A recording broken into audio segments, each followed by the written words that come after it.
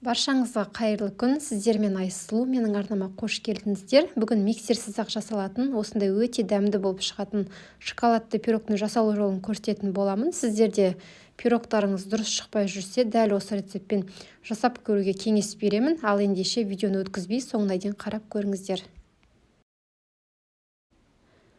Ыдысымызға 2 жұмыртқамызды, оның үстіне шекерімізді салып, венчиктің көмегімен жақсылап араластырып аламыз.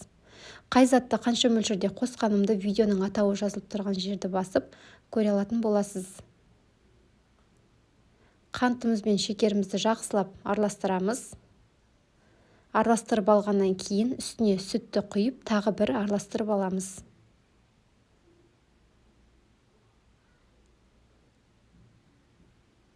Одан кейінгі кезекте ұнымызды, какаоымызды және де қопсытқышымызды қосып, тағы да бір келкі масса болғанға дейін венчиктің көмегімен араластырып аламыз.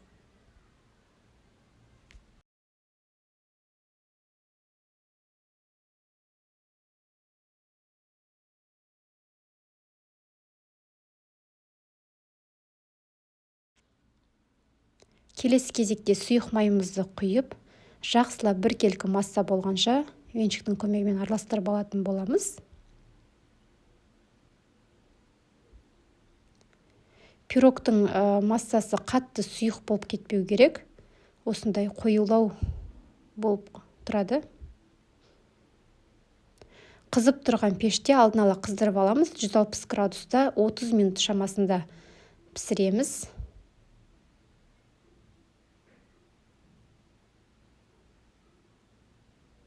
Мендегі форма диаметрі мына жерде 22.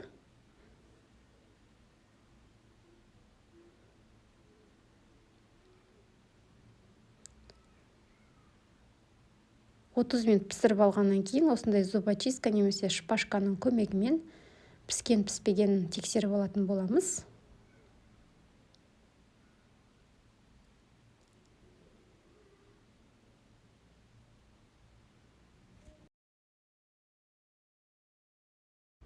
Пирогымыздың бетіне жаққанға осындай шоколадқа сәл сұйық майды құйып микроволновкада ерітіп аламыз. Ерігеннен кейін пирогымыздың бетіне, шет-шетіне барлық жағына жеткізіп жағып алатын боламыз.